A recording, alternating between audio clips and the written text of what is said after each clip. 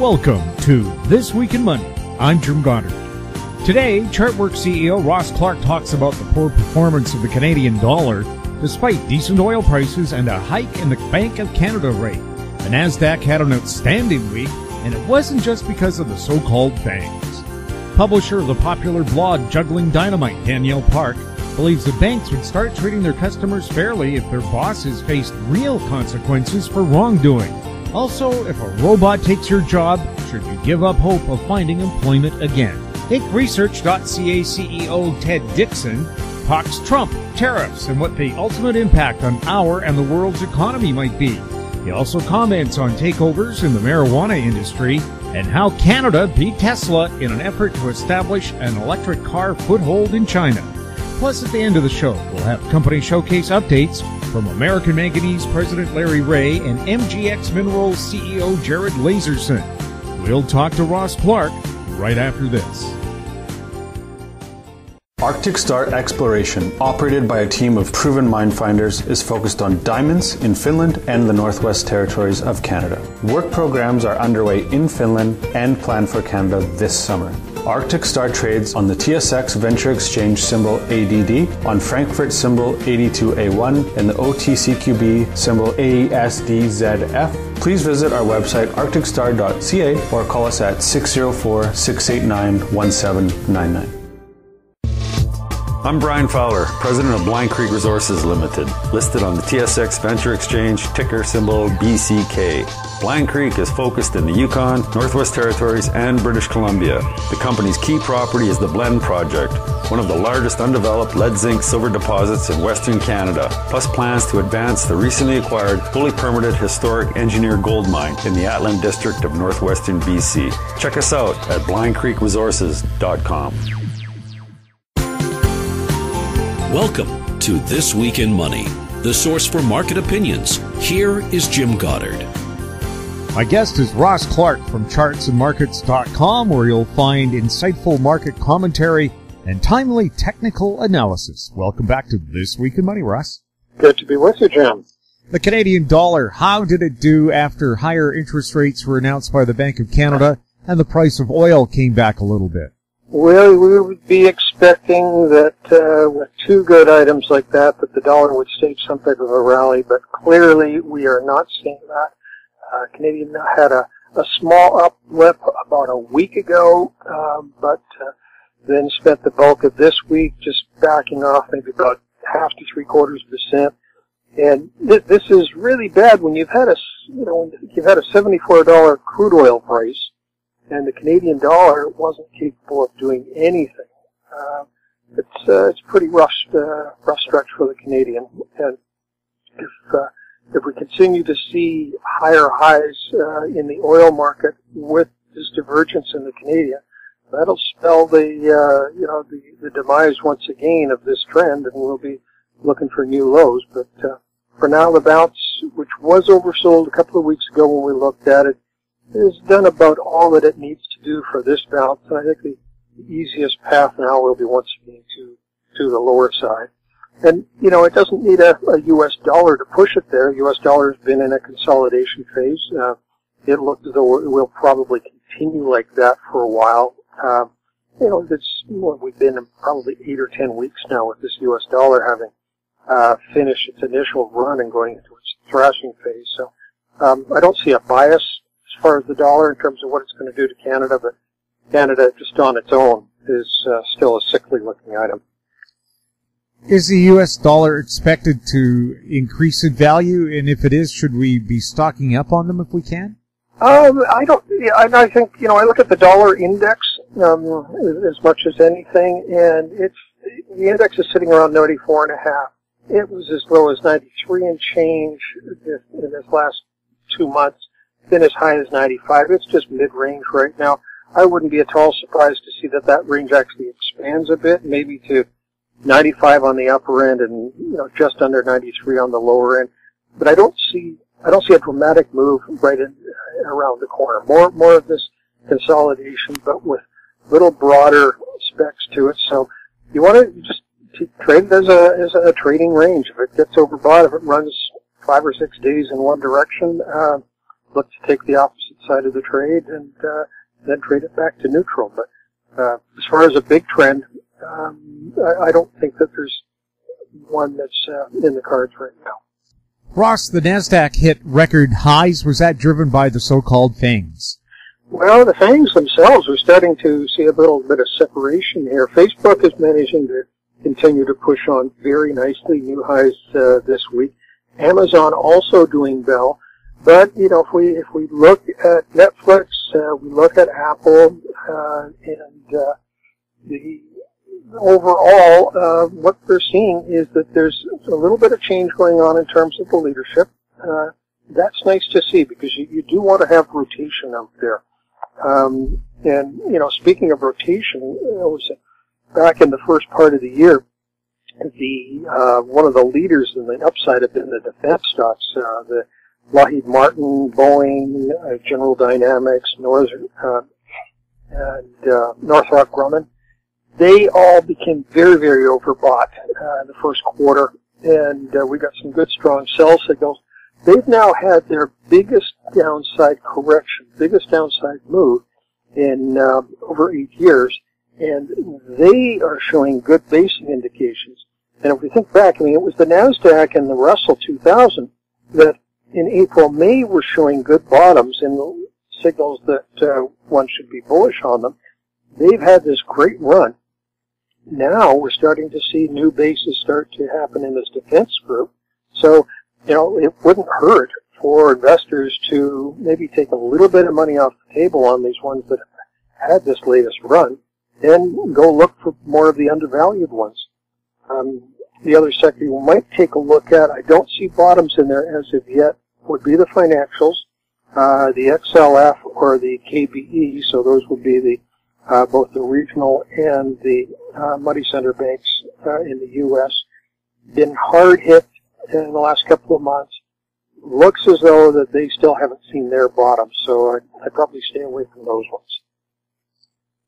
Copper has really dropped dramatically over the past few weeks. What's behind that, and do we expect an uptick there? Well, Dr. Copper, you know, had that great run up through 3 1/4 as FAANGS in South America kicked in, and then absolutely all of the base metals. It doesn't matter what you look at; it's just taking it absolutely on the nose as the tariff war between U.S. and China appears to be working its way to greater and greater possibilities in terms of the impact that it might have. You take a look at something like the Australian dollar, which has really been hit by this as well. For all of it, we've got what looks like a good resistance area in copper at this 3 1/4. Back in March, April, it looked as though we were ready for a break into the 270s. We had that one false, like 5-day rally on the strike news. Now we're back down where we had measured it to, and I think copper in this 265 to 275 range is probably realistically priced down here. You notice that in Vancouver there are loads of homes for sale, but no sales taking place. Do you have any theories there? Well, I mean, isn't that the classic of a bubble, that you get to the point where everybody's racing to get in, and then you see a couple of sales at the top end, and in my local market, I can see exactly that. The beginning of what is usually the good season of the year, as you enter into the spring, there were a couple of high-valued sales, and literally 2 of them. And since then, we've gone 6 or 8 weeks without a sale in the neighborhood, and yet there isn't a week goes by that there aren't another 3 or 4 homes getting listed. So this is that vacuum after you've had a big run, and it didn't matter whether it was this market. Real estate takes years to have its run, or something like a Bitcoin, which ran into December of last year. There's that when the last buyer is bought, it doesn't take a lot of selling to push prices down. It's just that the bids disappear from underneath. And that, from what I can see, we are ready for that phase without buyers to make this a pretty heavy market for a while. And that's a reminder for our listeners. Next week's show will feature real estate. We'll have Peter Ingram, who's a cross-border tax expert, talking about all the tax implications of real estate. And then from the wealthyhomeowner.ca, we'll be talking to Ross Kay. Ross Clark, thank you so much for speaking with us. Thank you, Jim. My guest has been Ross Clark from chartsandmarkets.com, where you'll find insightful market commentary and timely technical analysis. Coming up, Danielle Park next on This Week in Money. Always consult your investment professional before making any investment decision. I'm Greg Johnston, CEO of Carl Data Solutions, an industrial Internet of Things company that provides big data solutions for monitoring critical infrastructure. Carl Data offers machine learning and predictive analytics features through our cloud-based applications to deliver key asset-saving operational insights from massive amounts of data. Carl Data trades on the CSE, symbol CRL, and the pink symbol CDTAF. For more details on Carl Data, please visit carlsolutions.com. I'm Kelly Jennings, CEO of PowerBand Solutions. PowerBand is a cloud-based provider of auction, inventory, and finance solutions that make buying, selling, and financing vehicles more efficient. PowerBand Solutions trades on the TSX Venture Exchange symbol PBX and on the OTCQB symbol PWWPF and on Frankfurt symbol 1ZV. For more information, please visit us at powerbandsolutions.com.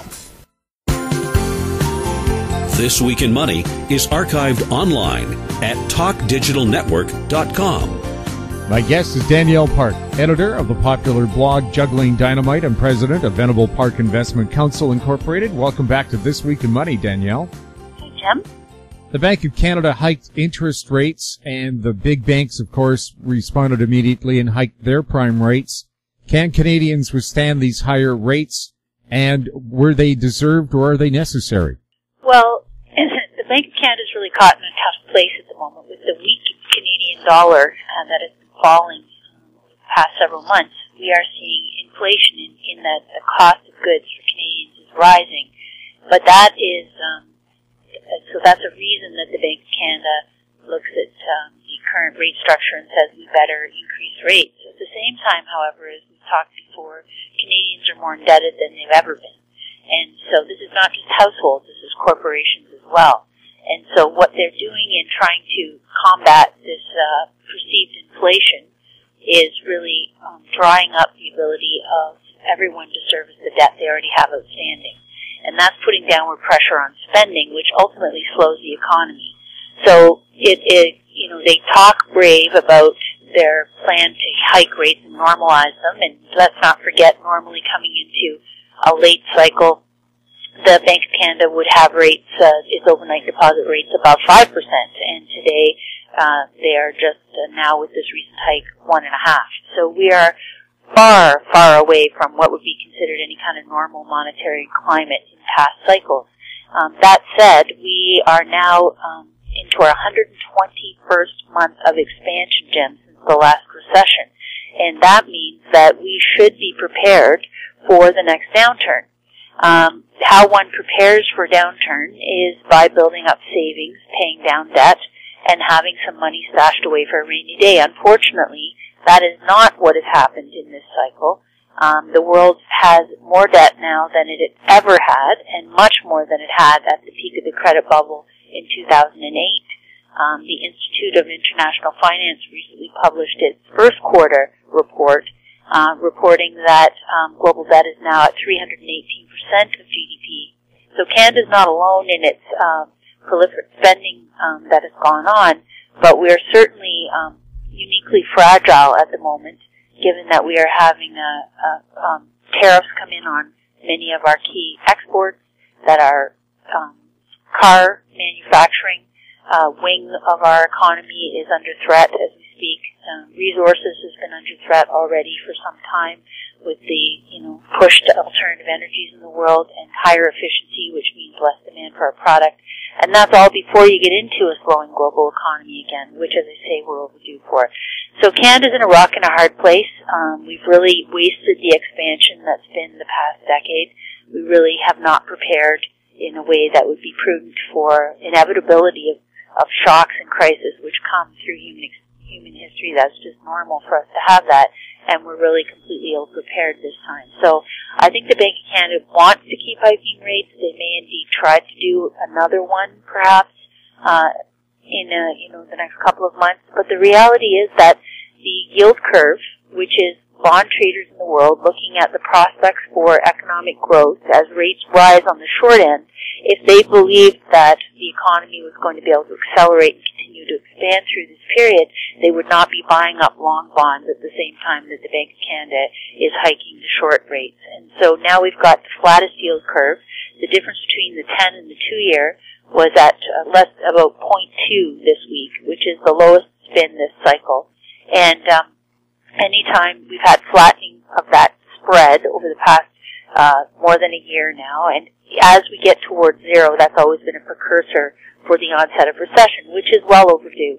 So all this is a long way of explaining that we should expect downturns. If the plan is to never have a downturn or a recession, that's a terrible plan. Unfortunately, that is the plan that most people, businesses, and governments have, is the hope that we'll never have to face a downturn and that we'll always be able to have increasing revenues. And that's just not the way that the world works, especially when it's this indebted, as I say. Was this the wrong time for Donald Trump to try to experiment with tariffs? Well, I'm not sure, I've said before, I'm certainly no fan of the man. But most of what the economic predicament is today is not to do with Mr. Trump and his limited tenure to date, but rather, decades of choices and bad policies and behaviors which have all been aimed at getting more debt into the system. Central banks, pulling out emergency measures as a trick to add more debt and stir every time there's been an economic downturn. And it's really brought us to this point where, historically, this has been going on since, for thousands of years, and there have been many periods in history where debt has got to such a level that is completely impossible to be repaid. It is a crippling force on progress and investment in real time in the economy because everyone is servicing so much of past spending in the form of interest payments. And so, he is, I'll say this for him, he is mixing up the status quo. He is causing trauma and shake-up at every level where he goes. I don't know if that's because he is, completely ignorant or if he has some sort of strategy, but the reality is that the status quo has really run its course. And so I said, for example, when Brexit happened, that vote, when, you have had many elections where sudden, abrupt changes have come about, usually for populist leaders who are saying what the working people want to hear, even as they may be doing the exact opposite that's in the best interest of the people, that this is a trend that has really come through, as I say, decades of abuse, of making short-term focused decisions on how to goose asset prices rather than how to invest in prosperity and productivity that will serve humanity in the long run. And so really we've got this short-term preoccupation that has come through financialization, through corporations borrowing to buy back their own shares as opposed to making smart R&D investments that have a long-term focus, that will transpire for greater strength in the future. So there's been a lot of factors that have really culminated in making this preoccupation with nonsense and minutiae and short-term tricks rather than intelligent decisions that will pay off over the longer run. And I think that status quo, that the current system where corporations run amok, where CEOs are not responsible personally, where fines are passed that are laughable because they're a fraction of what the cost of doing business, their cost of doing business, that's a fraction of the profits gained from the, illegal activities. This is the environment we've been in, and we're really paying the price for it now in, all the things that matter, like health is being diminished because big food corps are feeding toxic stuff to the population, and we're all paying for the healthcare impacts, the less productivity, lower, standard of health and happiness in the world. So, big corps, whether they be in the food or the pharmacy sector, or whether they be in, energy, oil, that have been extracting profits at a record clip, have really left a graveyard behind them of wreckage on a human level everywhere, and it is not necessary. It is something that I think the pendulum will swing of necessity, and that's typically when these pendulums swing, that you get a breaking up of all that, whether it be antitrust, like under the Republican President Theodore Roosevelt in the early 1900s, where he literally said, we have to break up these monopolies because they are a toxic force, they are controlling politics, they are, robbing small communities, they are wiping out competitors, they're really running roughshod over the laws of the land. And he said, we need to break them up into smaller parts again so that no one company has that much clout to make the world as serves it best. We really need to have a more dynamic system where you have countervailing forces to keep things more on an even level than concentrated into pockets, an extreme pocket. So I think, again, back to Mr. Trump, I think as a bull in a china shop, he may actually be a catalyst for some of this necessary change, even as he probably embodies everything that's wrong about, nepotism and corruption and self-serving financial interests. He is the walking definition of conflicts of interest, which, a leader that has been appointed by the people to represent their best interests certainly should be held to a fiduciary standard. But we live in a world where fiduciaries have been quashed by the sales teams in every division, where it's all about just sell more and don't worry about the outcomes. I'll be gone, you'll be gone. That kind of mentality. So I think, as I've said, we're headed back to a pendulum swing where personal accountability will have to come back into it, where we will have to have more prosecutions of individuals instead of hiding behind corporations. And we will have to break up some of these mega forces so that we have the ability to have, reasonable rule of law again. Is it time for Amazon to be broken up? I think Amazon is completely out of control. Every day you see, news that they're buying some new division or company. They now control 49% of the retail e-commerce sales in the United States. Their next competitor is eBay at 6%. They are, every day that goes by, they're talking about a new merger or acquisition, taking over, whether it be shipping, whether it be food, whether it be drugs, and meanwhile their workers is the classic example of the C-suite being some of the wealthiest people in the world, riding these bubbles that have been created in financial markets by central banks. And yet workers are, not making a living wage, having to rely on government subsidies and food stamps to make ends meet. Some of them are passing out in warehouses where there's no air conditioning and, horrendous heat in this constantly warming earth that we're living in. So they are really the poster child for this era, which is one of extremity and extraction.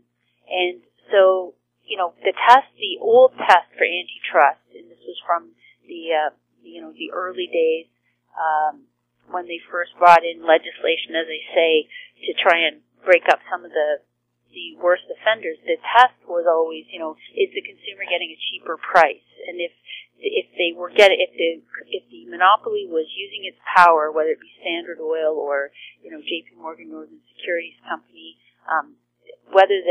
if the test was, are they using their monopoly to put undue pressure on political parties and corruption in payments there to get laws cleared in their favor, and are they driving up consumer prices? And that was considered to be the catalyst for when one would use these antitrust powers. Well, the reason Amazon's got away with everything for so long is that it has managed to drive prices lower and lower and lower, and so the argument has been, well, the consumer's benefiting because the consumer's getting a cheaper price. But ultimately, that can't be the only test. In a modern world, cheaper and cheaper price, where in fact the costs are all downloaded onto the public system and taxpayers, whether it be in the form of, decimated health of the population that is then, bankrupting the medical system, whether it be the environmental harm that's left behind, the cleanup that the taxpayer is left with as the companies have taken profits up front and moved on. the hollowing out of communities, the massive underemployment in the world. Those are all factors that suggest that there's a lot more cost here than just whether a price has gone down by 10 cents a unit, And so I think that the new antitrust laws will have to take a broader view in considering what the public cost and benefit is of these mammoth corporations. We'll have more with Danielle Park next on This Week in Money.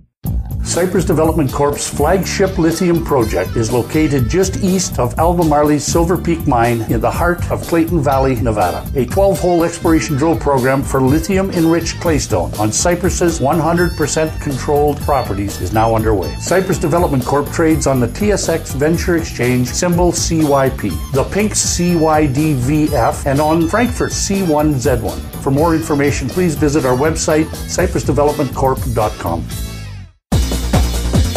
Hi, I'm Douglas Mason, President and CEO of Magnum Gold Corp Inc., MGI on the TSX Venture Exchange.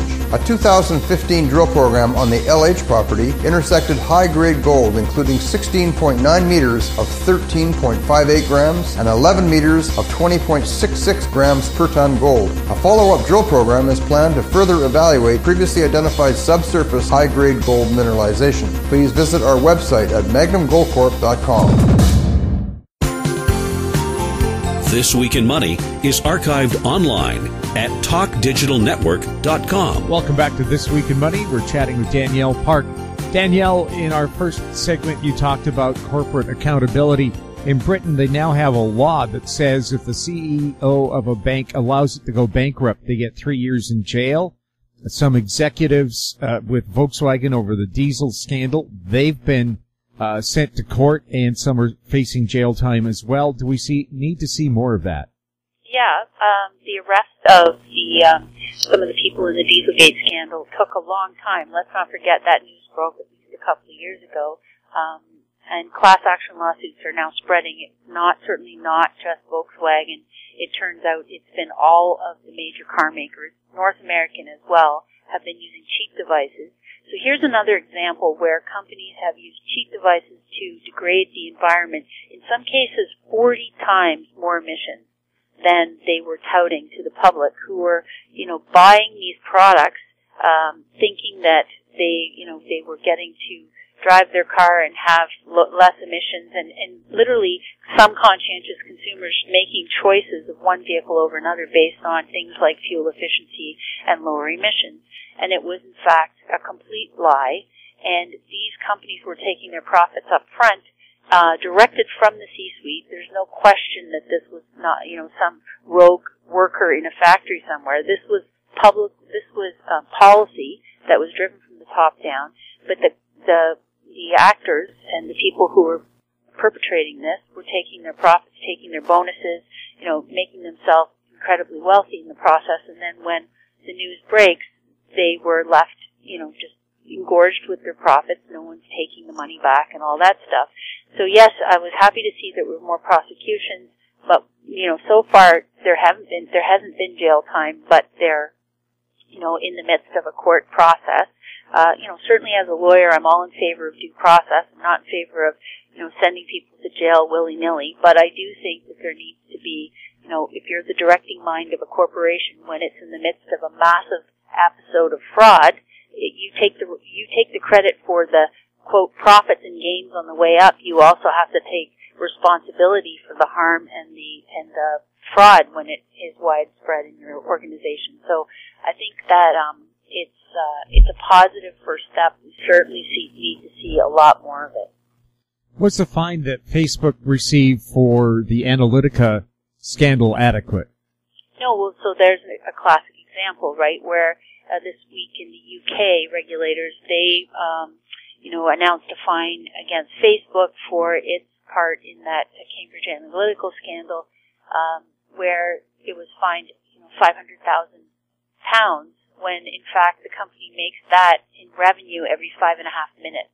So this goes back to how quickly the numbers have changed here. Because of the amount of leverage that's been thrown into the system over the past decade, we went from talking about, when the financial crisis first hit, Jim, in 2007, I remember estimates of the amount of losses that were possible in the subprime category of people talking about $600 billion of losses, and that seeming like a shockingly high number, right? People saying, oh my goodness, it couldn't possibly be that high. Well, it was several $trillion, right? And it's something like $30 trillion has been pumped into the financial system. This is money that's been underwritten by governments, debt that's been taken on to refloat asset markets in the world in the last decade. So when we have legislation or regulation that has been written 5-10 years ago and prescribing penalties, and we're now looking at, the debt number I talked about for the globe as we started this conversation is now $250 billion, Jim. A quadrillion. That used to be something we would tease each other as kids, right? Saying quadrillion as if it was a nonsensical word that had no application in actual, anything in the world. Well, actually we're getting into the realm of quadrillion now with the debt. So what that's done is inflated the income of, as I say, the executives, but also of many of these corporations that have a direct funnel, many of them growing rich on government contracts, or on largesse support into the financial system like the banks. And Facebook, this whole business model has really been about how do we how do we usurp trust? How do we take information that other people don't know we're using and sell it to someone else? It's exactly like the banks and brokers have been doing with their client order flow, where they've been, saying to people, here, give us your money, we'll execute your trades in your account, and at the same time, they're selling that order flow to certain exchanges who are giving them kickbacks, and those exchanges are selling that flow in advance to certain high-frequency trading companies who are taking advantage of it, to skim money, to front run. So everyone but the consumer is gaining in that scenario. The exchanges are making, record profits. The brokers are getting kickbacks. The poor, legitimate, supposed investor is being used and abused, and in many cases entirely without any knowledge. But this has become the dominant business model where, and in some ways it's our own fault as consumers. We have been focused again on cost and making sure that the cost of the transaction is lower and lower and lower. So what, if you used to have to pay $85 a trade 20 years ago through a broker, you can get it down to, $6 a trade or, so many trades for free. And they've been throwing in, if you trade with us, we'll give you the first, many months free, etc. As soon as something is free, you have to ask yourself, wait a minute, if I'm not paying, then I'm not the customer, I'm the product. And that is the business model. So we have to go back to realizing there's a lot more to cost. Cost is a broader category than just the dollar amount that you see transparently, right? Cost has many factors, and certainly when it comes to all of this stuff. So, you're looking at a world which has the lowest, the highest savings deficits, not just in pensions, but in all of the institutions that matter, in the, Social Security and Medicare, in, whether it's the OHIP, the provincially funded healthcare system in Canada, whether it's, our CPP program, all these things, people have expected that they're going to get a payout for an extended life. We all have an extended life expectancy now, and yet the funding has been insufficient. We have not paid enough in. And we believed the people who said, that we didn't need to pay X because they were magicians and they could make it all work out. And so now we're going to pay the price because there isn't enough money in these pots to pay out. And during this process of assuming that there would be these healthcare benefits, people have abdicated responsibility in many ways for their own healthcare, right? They have stopped caring about how they fuel their bodies, what they're feeding themselves. They've relied on medications. So I am much more of the school of thought that we need to sort of sober up and realize that the more we don't have personal responsibility or awareness or know how much we're paying for something, the more likely we are being taken advantage of. And so this system requires that we now recognize there's deficits everywhere. Again, central banks pumping liquidity. This has been 2 dark decades. This has got us nowhere fast. And that means that asset prices are inflated and need to come down. It means that many of the promises that have been made in terms of payouts probably have to be reworked, and many of the contribution levels have to increase.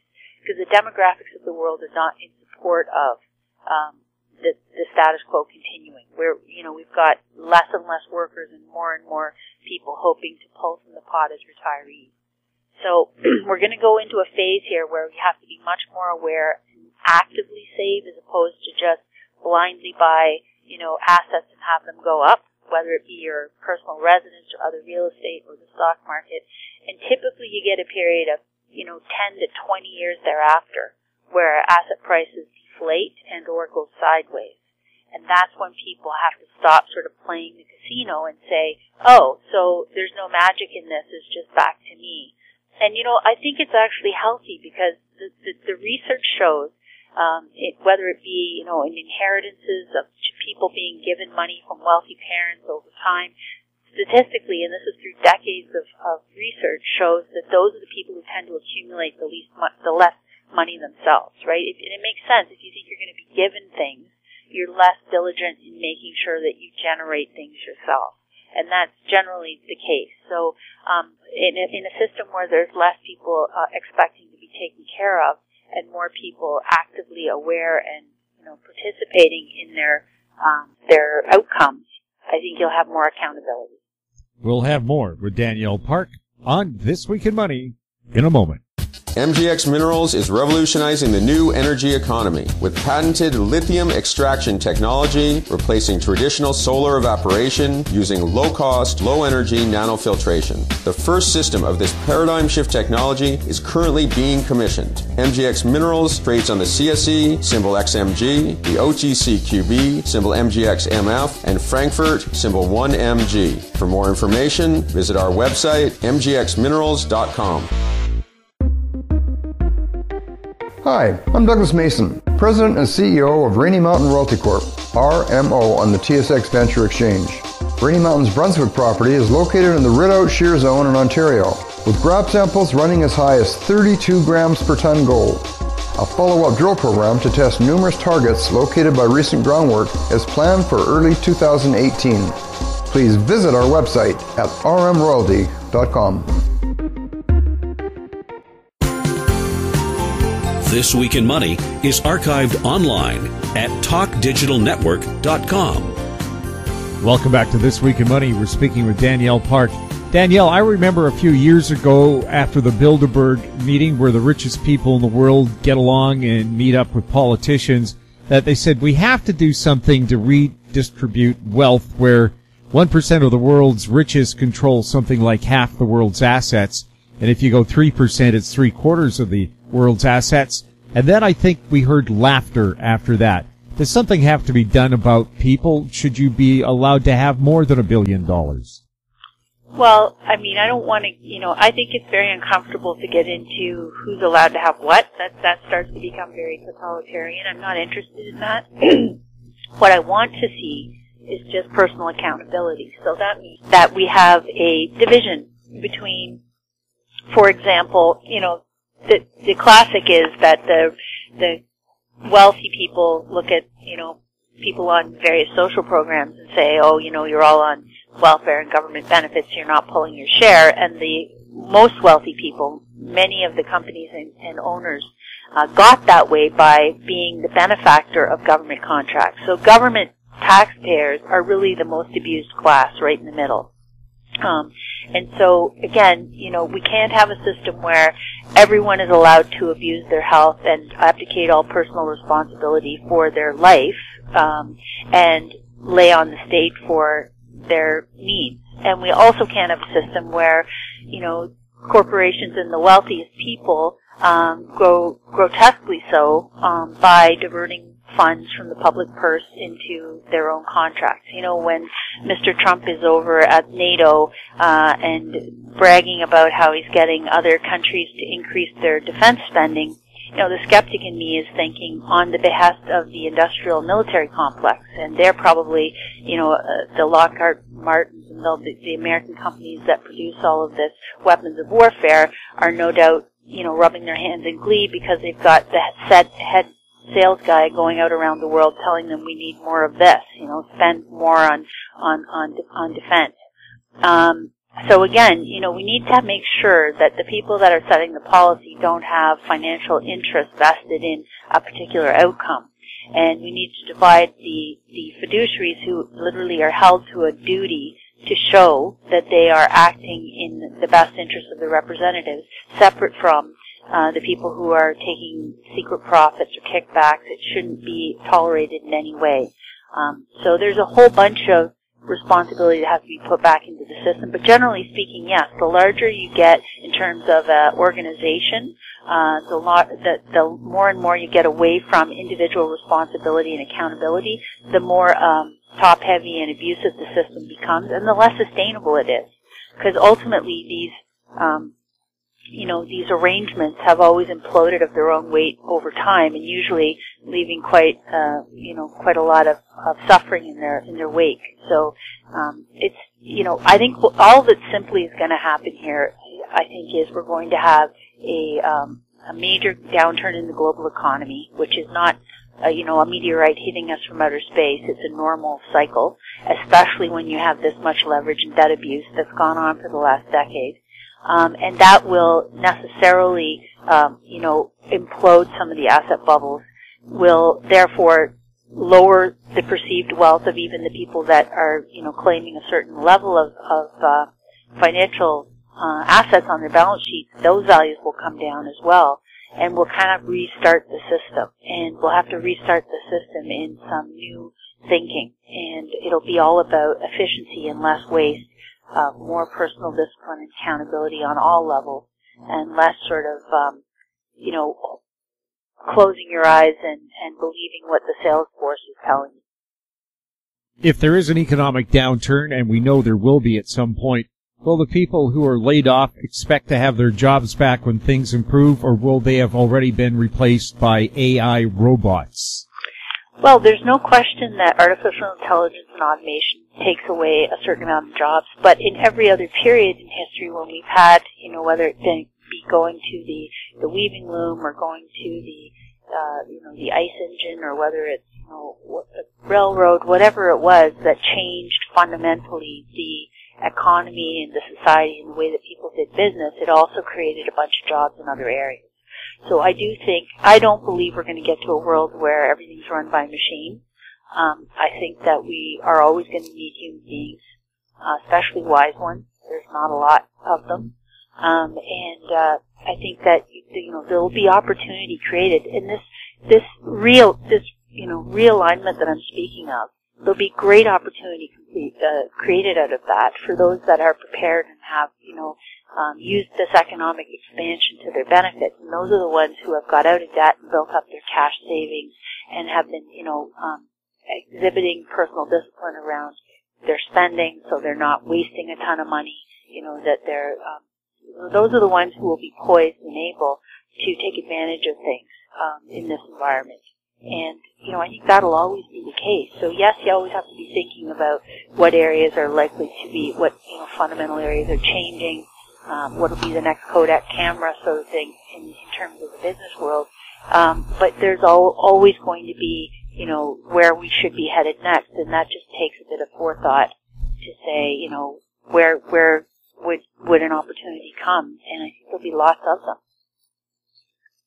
Danielle, Doug Ford is now the new Premier of Ontario. Will that change how things are done there and have any impact on the economy? Oh, I'm sure, again, at the margin, Doug Ford is not going to change anything about these secular themes, which are an aging population that has been, since the boomers came into the world, we could see the trajectory of how this was going to go. He's not going to be able to change the demographics. He's not going to be able to change the fact that we are in now moving into a renewable energy boom, and Canada's calibrated for the last boom, which was about fossil fuels. He's not going to be able to do anything about that. We should have been prepared for that a decade ago, but we didn't.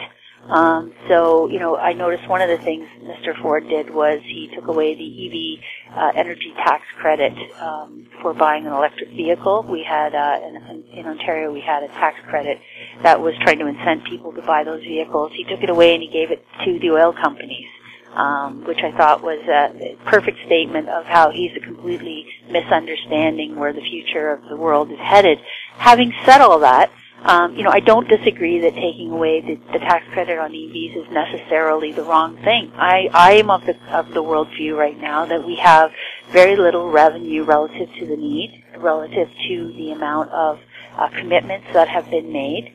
And, if a person is in a position to buy a brand new electric vehicle and avail themselves of an EV tax credit, is that the person that we should really be focusing on for this support?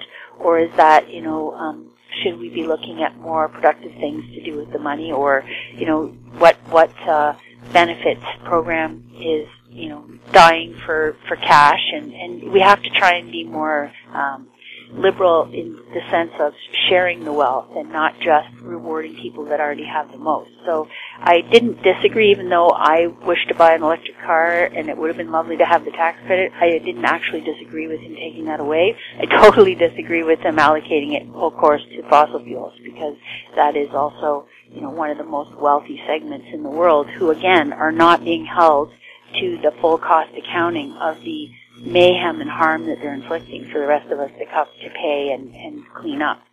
So anyway, I just think in some ways these leaders are rather superfluous to the larger themes that are working out in the world right now. Danielle, we've seen major restaurant chains say they're going to ban plastic straws. The world is awash in plastic. Is that just a token move, or will it help? Yeah, I think the straw thing is a token move, although I guess at least it gets the idea into the public consciousness. But I'm afraid that people think of straws as, why are we banning straws? Oh, because they went through the nose of an animal and it was a hideous picture on the internet. But the reality is plastics in general are the bane of our existence today. 80% of plastics produced are not being recycled. We are putting them into little blue bins and sending them off out of sight, out of mind, but they aren't actually being reused. They're going into landfills and ultimately our water systems, our oceans, being transported to poor countries where they're massing them, piling them up, throwing them into water, trying to burn them. This is all catastrophic for our environment, and we are the culprits because we are, again, blindly consuming personal use products, not saying to manufacturers, hey, I'm not taking that product unless you find a better packaging solution for it. So again, it requires discipline and demand on the front end from the consumer, more thought, more awareness. And I think that is spreading. I think that the more people are realizing that the Blue Box program has really been a sleeping pill of sorts to people appreciating the magnitude of this problem. And, we certainly can make biodegradable containers. There are many different products in the world being made right now. And the progress is much faster than people imagined. Even some of these initiatives where many countries and cities have made commitments to become 100% renewable energy, and they had targets like 2030 and fairly far away, and many of them are coming to accomplish their goal already or in the next 2 years. So it goes much faster than people think it can, but it takes a commitment of consumption of the people who are buying the product, of demands on the political system, because the lobby groups from the status quo are totally on the political system. So it takes an awakening among the people that are, caring about the policy and wanting it to change, to be as committed and passionate, and to just drive that, as I say, in terms of their consumer choices. So I think the plastic thing on the straw front is a farce. The reality is the entire cup that Starbucks puts things in is a completely non-recyclable vessel, and that's really the issue. So taking away the straw is kind of just a farce, but on the other hand, if it opens up this conversation, I think it's important.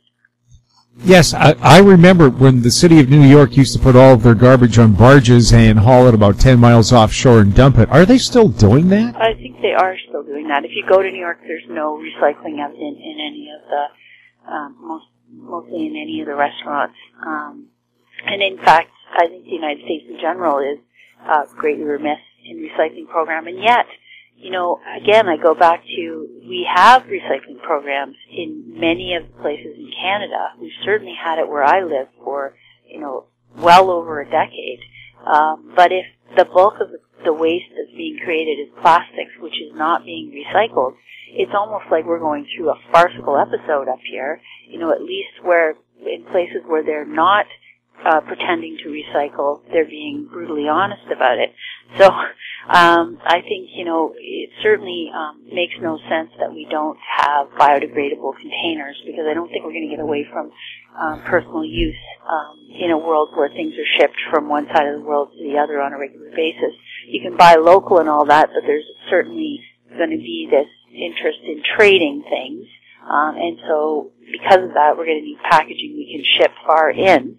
And that just goes back to, I'm thinking of when we were kids, Jim, how they had these, the CFCs and stuff in the aerosol cans that was creating the ozone hole. And then, awareness got to a point where they finally just banned those in aerosol cans, and you weren't allowed to use them anymore. So it's just an example, and people say to me all the time, this will never change. And I say, listen, when we were kids, people were smoking all around us everywhere that we went, and no one thought that that was ever going to change. And people would say, well, that's just the way the world is. And of course now, smoking is not tolerated anywhere in public spaces, and people don't drive around with their kids in smoky cars. And so I think, once people can be fully made aware of the harm that is impacting everyone, not just the users, but the people who are trying to not be harmed or being harmed by this current present model, and I think that's when, you'll get some actual change. Danielle, thank you so much for being on This Week in Money. Thank you. My guest has been Danielle Park, editor of the popular blog Juggling Dynamite and president of Venable Park Investment Council Incorporated. She was speaking to us from just north of Toronto. Coming up, Ted Dixon, next on This Week in Money. Vatic Ventures Corp. is a potash exploration company focused on the Korat Basin in Thailand, the world's largest undeveloped potash resource. Vatic's management has extensive potash exploration and development experience in Thailand. Vatic will have marketing advantage compared to Western producers. Drill program commences this spring. Vatic trades on the TSX Venture, symbol VCV, and on Frankfurt, symbol V8V2. Visit our website, vaticventures.com. Avon Resources Limited is a gold exploration company with significant projects in British Columbia, Saskatchewan, and the Yukon. Trading on the TSX Venture Exchange, symbol ABN, and the pink symbol ABN-AF. Surrounded by world-class gold deposits and mines, Avon's 23,000 hectares Forest Kerr Gold Project is located in the heart of the Golden Triangle in northwestern BC. For more information, visit us at avonresources.com. This Week in Money is archived online at talkdigitalnetwork.com. Welcome back to This Week in Money. We're speaking with Ted Dixon. He's the CEO of Inc. Research. He invented the mid-cap-oriented Inc. Canadian Insider Index, which is used by the Horizons Canada Insider Index ETF, a 2017 Fund Data Fund Grade A Plus award winner. His website, CanadianInsider.com. Ted, welcome back to This Week in Money. Well, it's great to be back, Jim. The Trump tariff wars, how is that affecting markets, and how is it affecting Canadian markets so far? Well, Canadian markets are hanging in there over the last 90 days. In general, Canadian stocks have outperformed U.S. stocks over the past 3 months. What's very interesting, Jim, is that this week we sent out something rather peculiar to our clients, and that is something that's going on Wall Street with insiders that make their living on Wall Street. In fact, what we found is that investment bankers, who own stock in their own investment banking firms, they're all selling. They're all selling, and I guess they're going to the Hamptons, and they're taking the money and running. So this is not always unusual to see some insider selling, but our indicator, our investment bank's indicator, it's actually gone to, 3%. So basically zero. So, you're really hard pressed to find any investment banking companies on Wall Street that have any insider buying in them right now. They're all selling. Has that ever happened before? Well, we look back as far as 4 years, and we haven't seen it ever go down that low over that period of time. And it's just, getting down to that level is really quite something.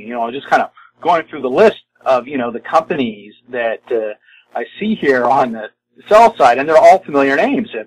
Charles Schwab, CME Group, Intercontinental, State Street, which is a big institutional manager, Evercore, Oak Tree Capital, Legg Mason. I go on and on and on. Goldman Sachs is on there, Blackstone Group.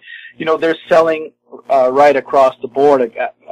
All these firms that make their living off of Wall Street. To see so much selling, is really something I think people should pay attention to, because you don't see it that unanimous like that all the time.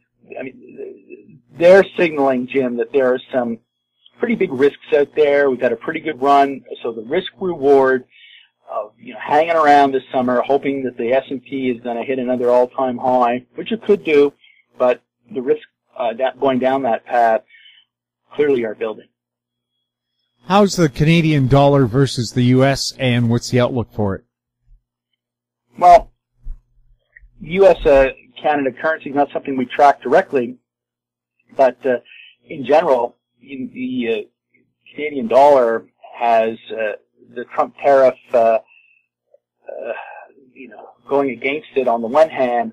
On the other hand, we have a central bank that's finally realizing it can't keep rates at ultra low levels forever, so they're finally getting around to lifting interest rates. So it's kind of a tug of war right now for the Canadian dollar, and in many respects, the destiny of the Canadian dollar is out of the hands of the central bank. A lot will depend on whether we see a huge rally in the U.S. dollar. If we see that, then the Canadian dollar will be vulnerable.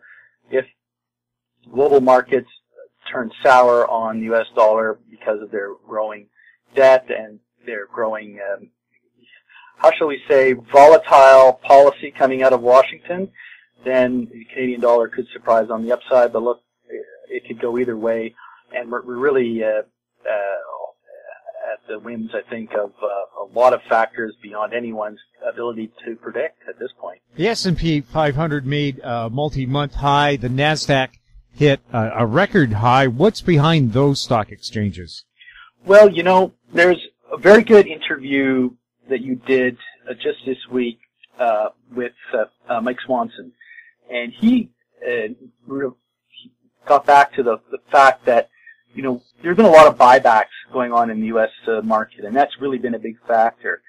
But going forward, one has to really think whether the tariff war that's evolving and growing isn't going to become a headwind at some point. And right now, the market's ignoring it. Look at a chart of the S&P 500. The trend is back up again. Whether it has enough momentum to make new highs, we'll have to see. But certainly from what we're seeing with insiders in the U.S. market, they're taking their profits. Really savvy Wall Street titans are getting out of the market. At some point, if you had a good run here over the last 9 years or so, you can hang around for another inning or two and hope that the Fed doesn't overdo it on the tightening and enjoy maybe 1 or 2 more months here of momentum to bring the market up higher, maybe.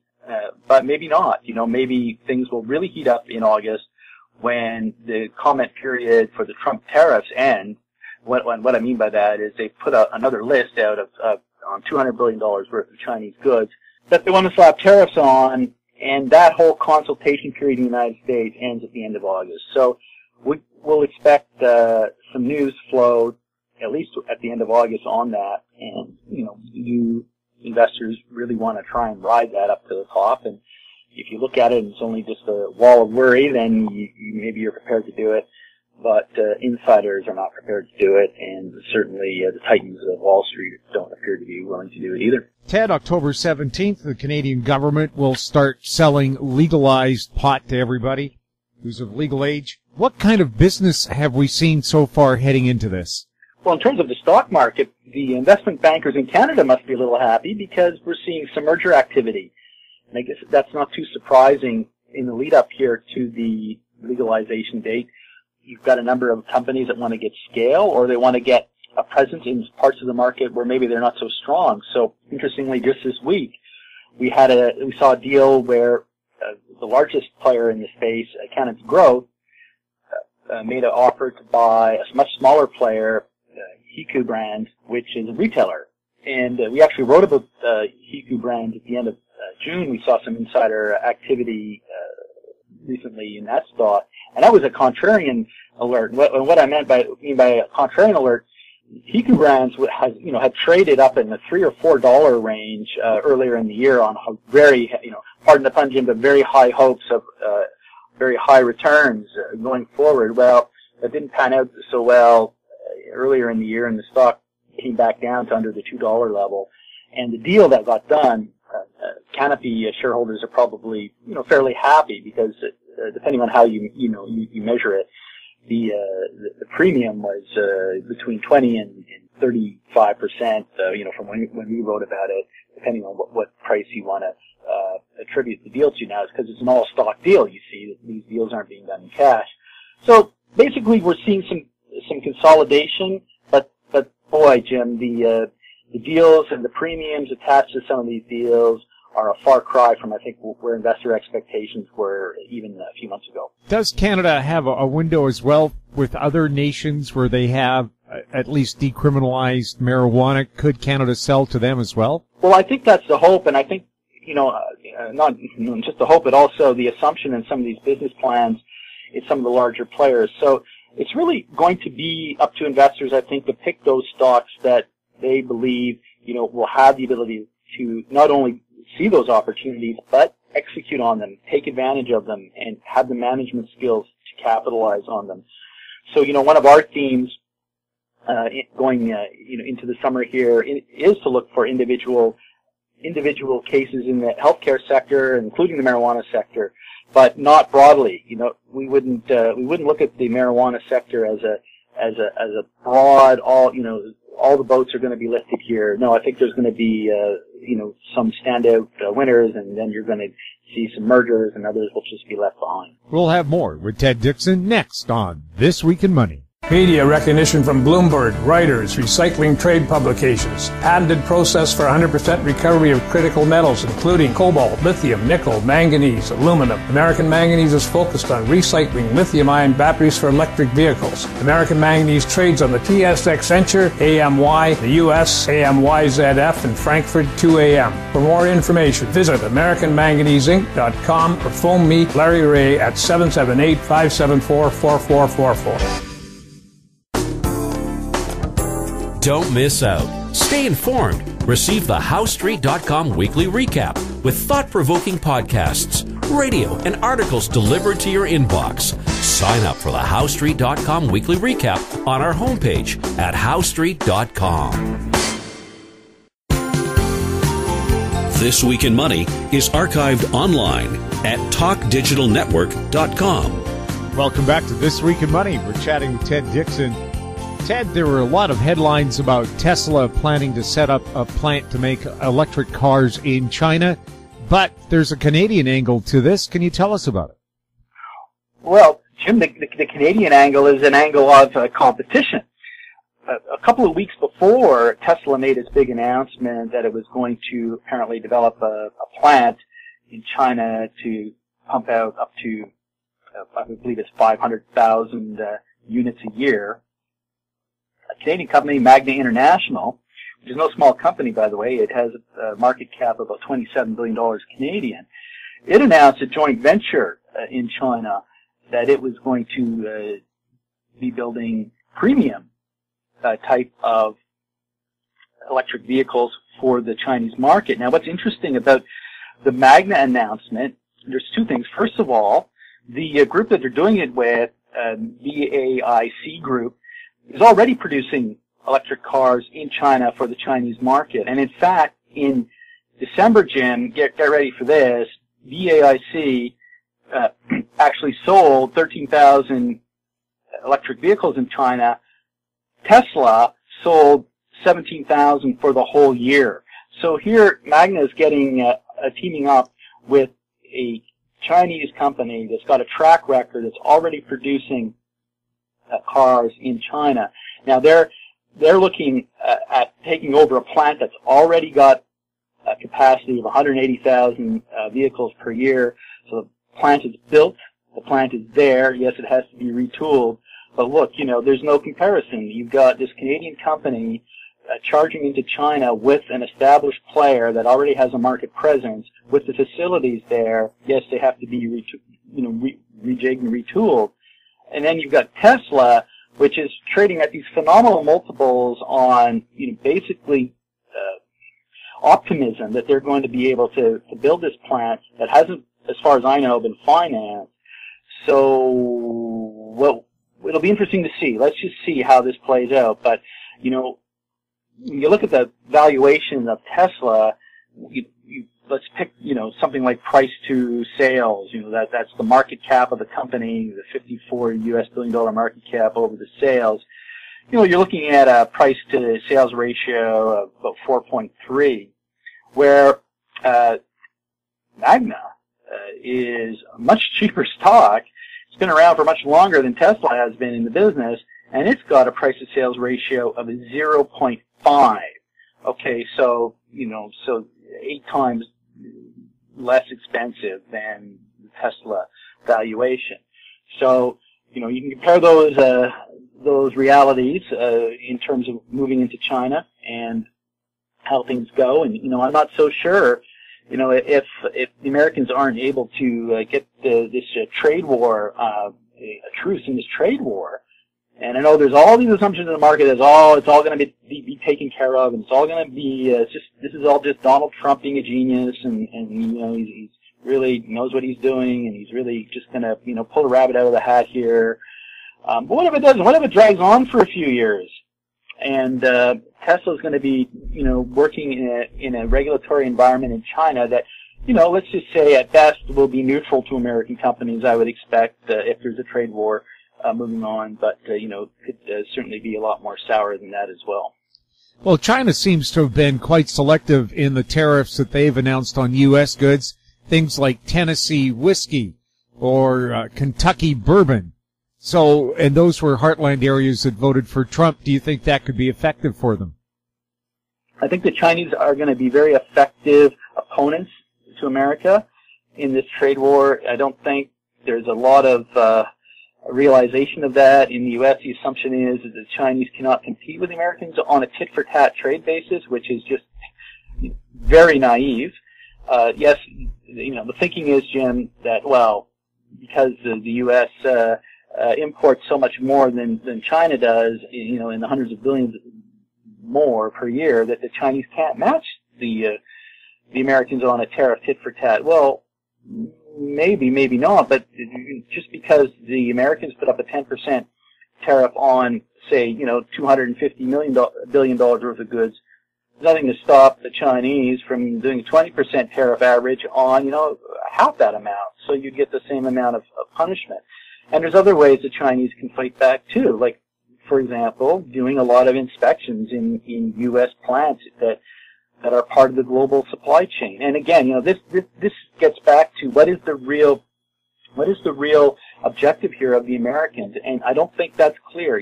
There's again, the optimists are out saying, well, now Trump just wants free trade and no subsidies. Well, the only problem I have with that assumption is that when you look at his key campaign speeches in 2016, there was no talk about free trade. There was no talk about getting rid of subsidies. It was all about protectionism, protecting jobs.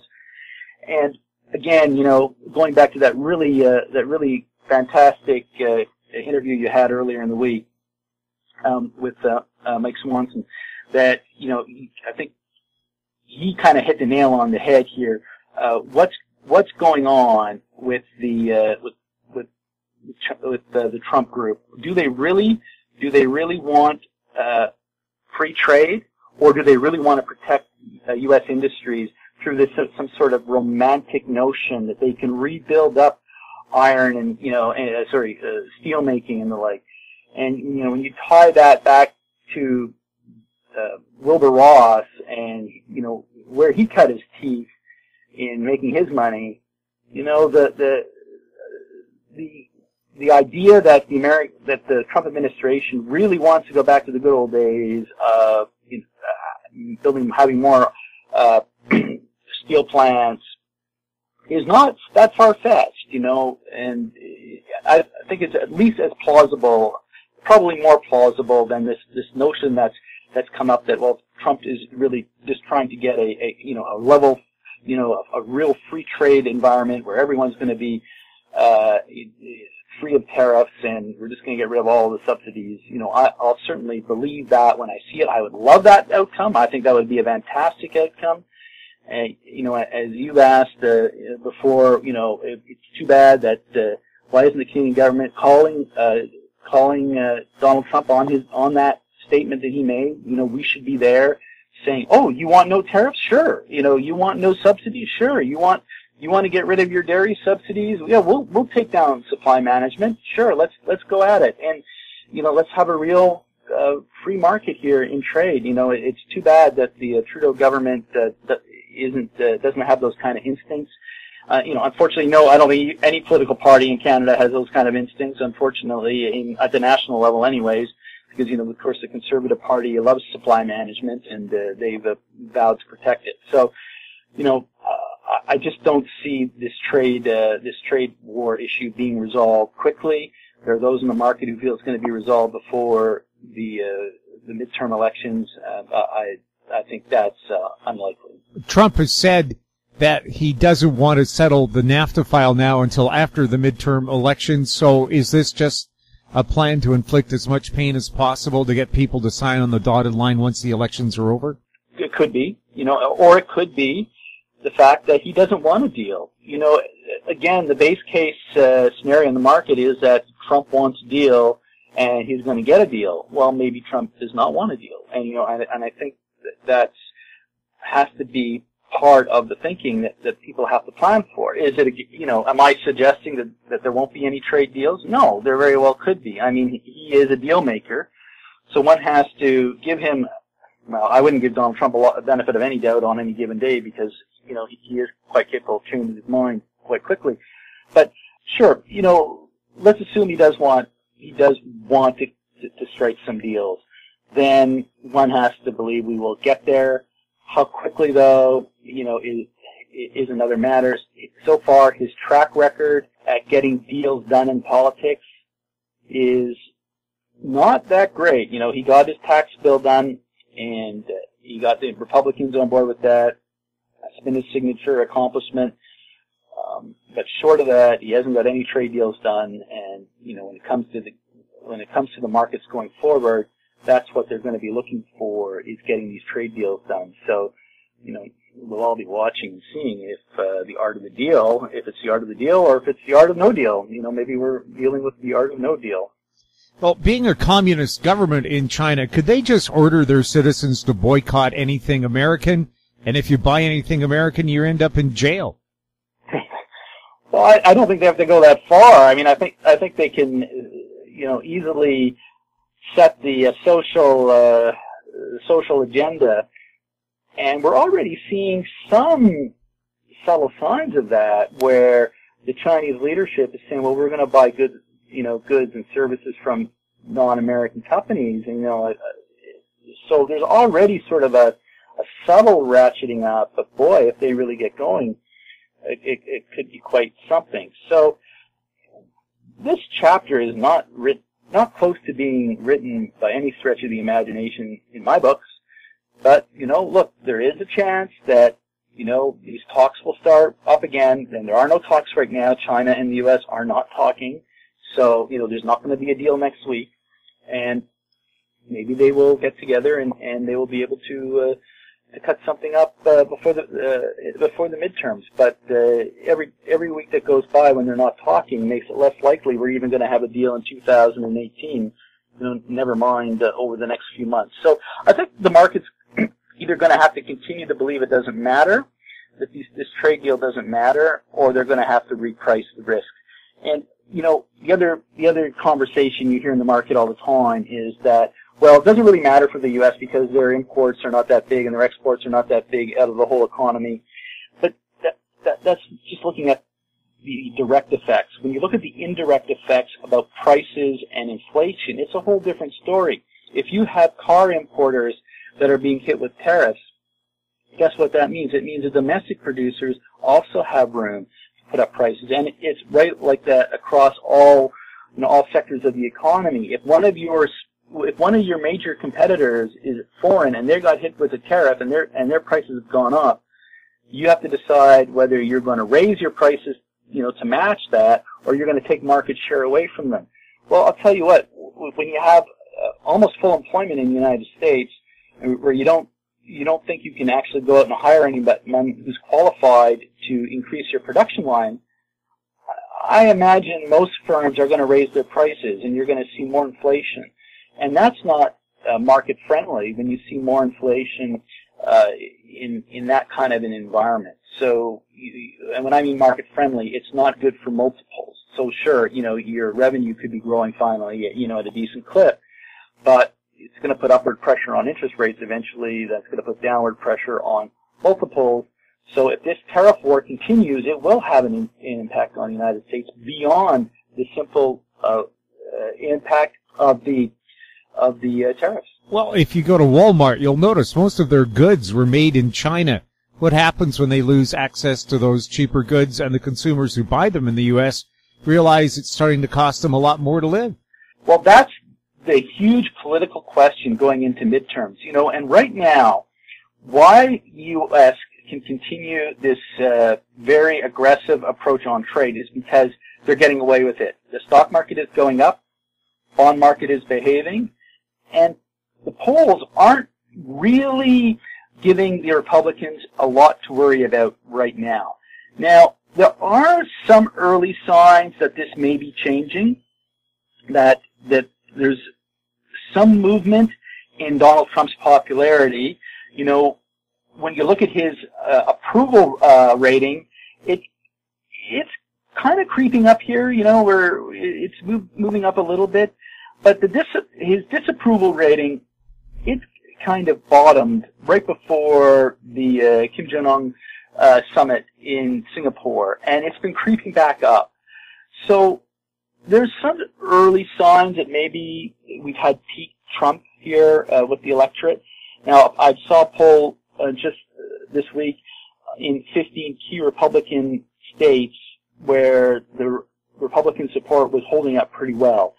So we're not seeing the needle move yet on public opinion. But if inflation starts to pick up over the next few months, and if gas prices don't come down, we could be into a new ballgame. That could push the Americans into doing a trade deal. But if we don't get that, then we're going to have to put up with a lot more headline risk here over the next few months on the trade front.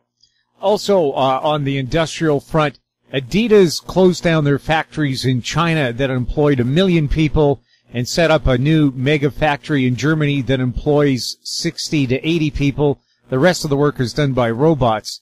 So, Ted, there is no guarantee if steel production resumes in the U.S. that they'll get very many jobs out of it. Well, that's the whole head-scratcher in all of this. The whole idea that the American industry has to be protected to preserve these jobs from foreigners, it's an outdated concept. I mean, it's if you really want to employ more people in, going back to sort of some romantic notion of the shop floor back in the 1970s, you've got to protect them from technology, not from foreign competition. So this is a very, very anachronistic type of policy that the Trump administration is running with. It's one they think resonates with their base. It's also one that resonates, I believe, with some people around Trump and Trump himself.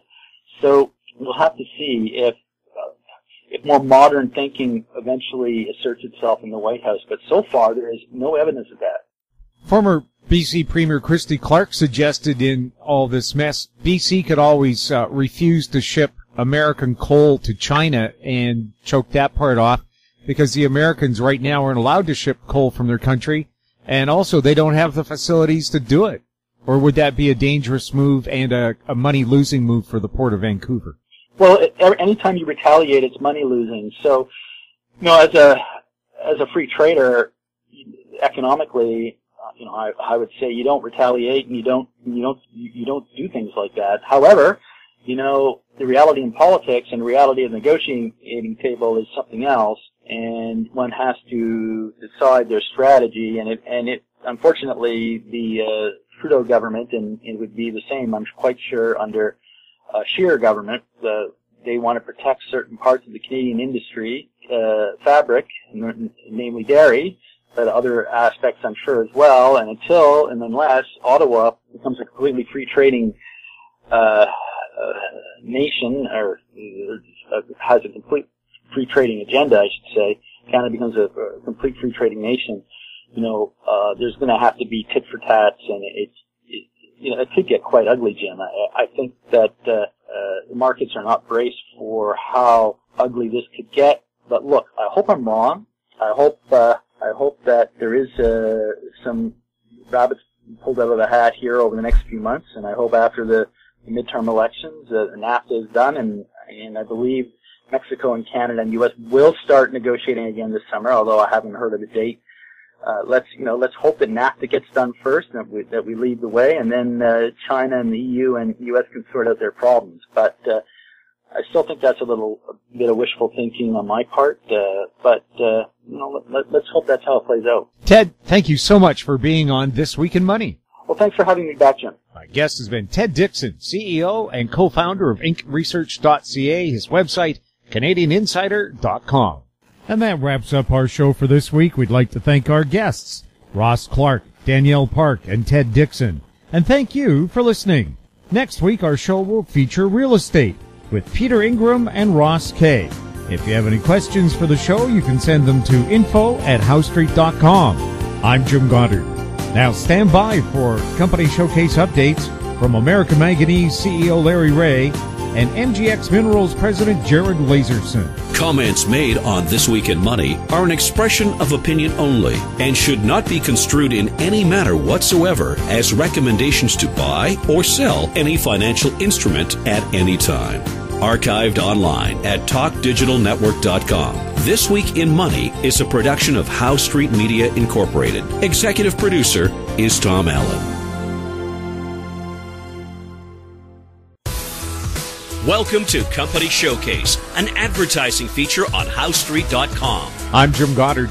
I'm speaking with Larry Reaugh, CEO and President of American Manganese. Welcome back to the show, Larry. Always glad to be here, Jim. What kind of a week did we have on the markets? Well, it was pretty scary for all investors and all stocks. Everything was either up and down quickly or sideways, and ended up mostly down. Certainly the TSX Venture ended up down. And this is a knee-jerk reaction to the tariff wars that Mr. Trump has started. I'm sure he has an agenda, but I don't see this as a supply and demand issue on the commodities. I see the supply is going down, and the price of the commodities are going down as well. So that's actually a sign of more like fear or manipulation. So what can I say? So all I can say is that with American Manganese, we're subject to the market. Volume has dried up, and but I wouldn't take that as a big negative. I would certainly take a look at the rest of the market and put it all into their concise boxes and what's happening out there. Certainly the marijuana stocks are the only glimmer in the horizon. Gold is going down, copper is going down, silver is going down. All the commodities that usually deal with the TSX Venture Exchange are negative. But I don't see that as a lasting situation. Of course, I may sound biased on that, but I also published a newsletter on the commodity markets for over 3 years, and I called a lot of things accurately, so I'm hoping that my track record remains intact. Now, moving ahead just to Amy itself, there's certainly been no negative news. We'll be talking more about the patent applications next week. And we're very happy with everything that's going through. We don't see any competing technologies. And the one thing that we are lacking is, that competition out there and on the news machine that brings more attention to the recycling market. It's just not there. I mean, there's only one company talking about recycling on a constant basis, and that's Amy. So it reminds me back, and I think I've said this before, back in the molybdenum days when nobody was looking for molybdenum, there was just us. We beat the drum for almost 3 years before we finally broke out when a lot of other companies started to beat that same drum. So sometimes being first is hard work and frustrating, but in the long run, I think we're ready for what's going to come around the corner. When you're looking at cobalt, you have to remember that when we first started looking at recycling, cobalt was $10,000 a ton, not close to $70,000 a ton like it is today. And so there's a big difference there. And you have to remember another thing. We get all the lithium out. The lithium is one of the toughest things to get out of recycling. And there's a good price on lithium. So I think we're in good shape. And it's only a matter of time until people start looking around and saying, hey, what about recycling? Who's ahead in that? Who's doing what? Who's doing whatever? And then the attention, the focus will start turning on us. That's been my experience, and I hope that pass that on to the investors, that, we don't want to be like the guy from Apple who sold his 10% interest for $800 in 1976, and that would be worth $700 billion today. So that's a bit of a stretch, but that's the sort of thing that can happen. You can either sell. The worst thing than selling too late is selling too soon. So just remember that. If the fundamentals are all there, the reasons you bought the stock are all there, then there's no reason to sell it. So there's other things that I wanted to talk about, and that is that, you've got the China tech market itself is pretty much dried up. No new IPOs. This is, again, a result of the tariffs. So, it's not just the Canadian markets and the U.S. markets that are taking a drumming right now. China is certainly taking a drumming. And the cobalt issue, for example, Panasonic says they're going to cut back to half of the cobalt requirements over 3 years. But the last I read, that was still 30,000 tons a year, which is significant. Represents a little less than 10% of the total resources out there. Tesla wants to do away with cobalt altogether, but I think that may cost them in performance, and I think they'll be back at least putting some cobalt into the batteries. So when you stop and you think about the magnitude of what's going on, for example, it's estimated that the EV car business will be worth $46 billion by 2022. That's a lot of money. That's a lot of batteries.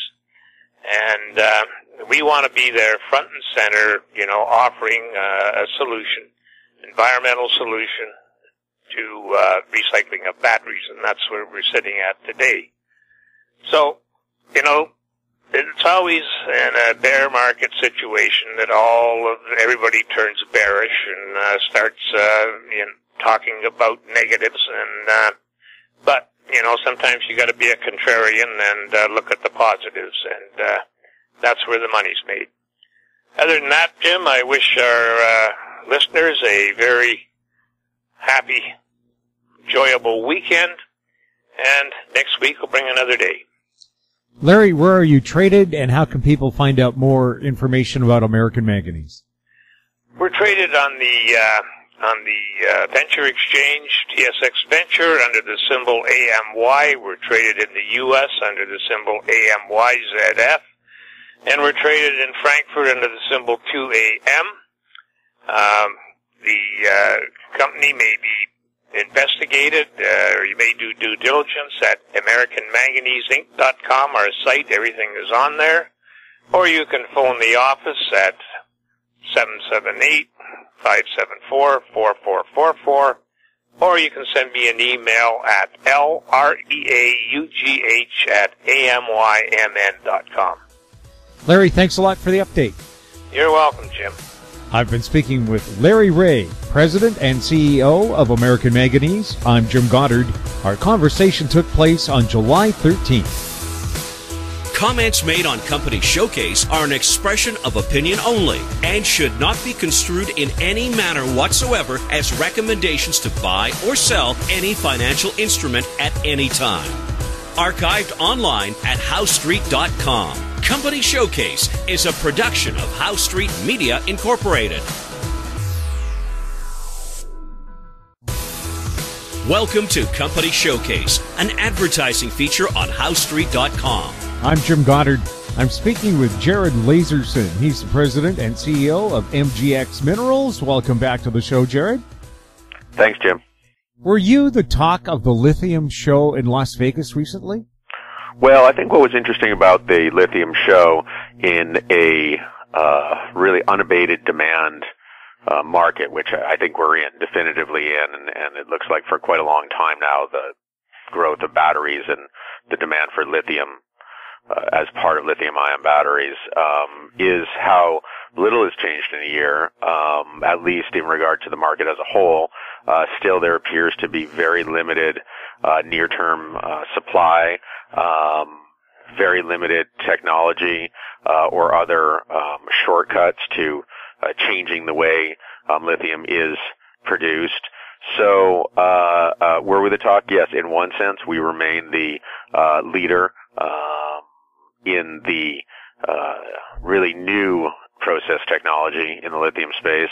But also, like I was saying, amazingly little change in terms of competition. You would have thought by now there would be significant competitors to our technology or projects moving rapidly towards production, and it's simply not the case. You know, one or two significant projects on the horizon, but no real near-term relief to the just massive constriction which is going on in terms of supply of lithium feedstock for batteries. Once you go from there, how close are you to producing materials that you can sell and start making revenue for the company? We've already had samples approved. That came as part of the pilot plant development, which was actually almost a year ago now.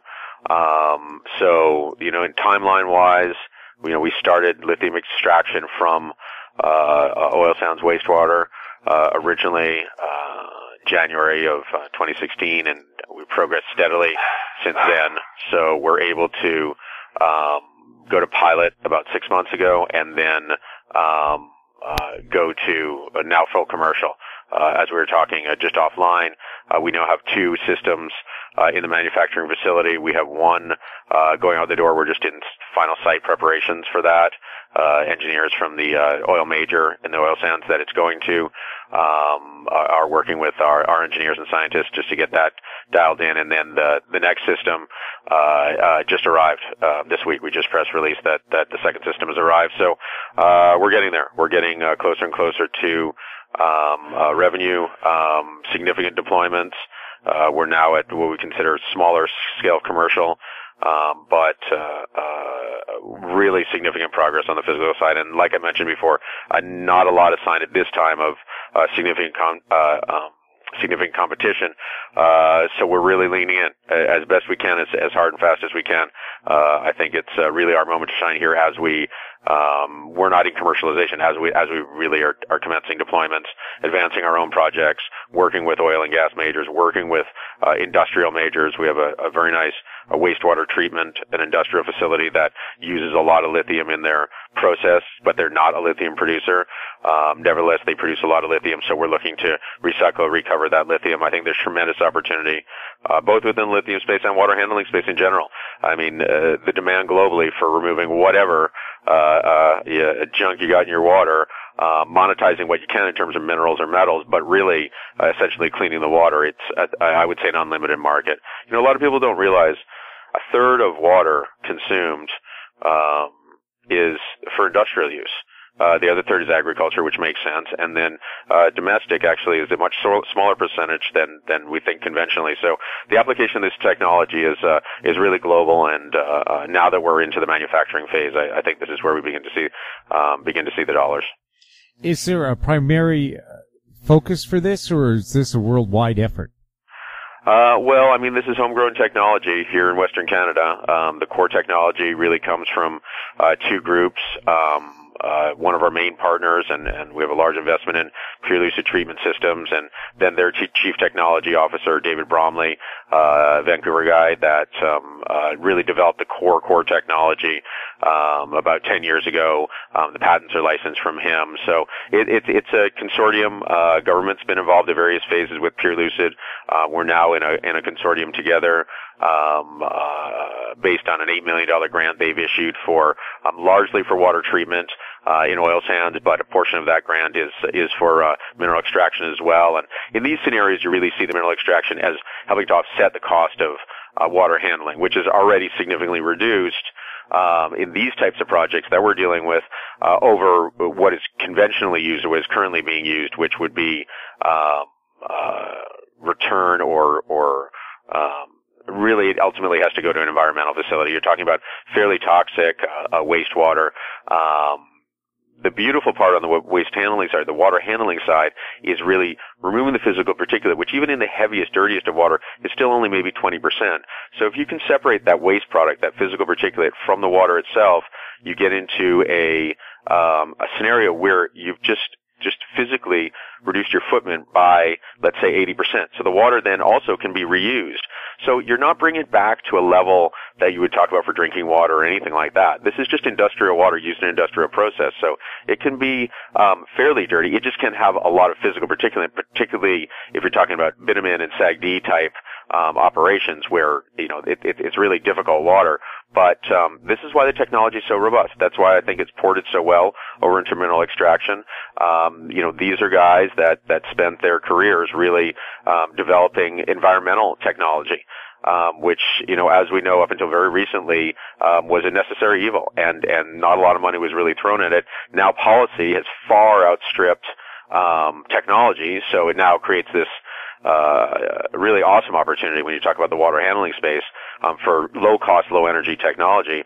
But it's a very simple concept on the environmental side.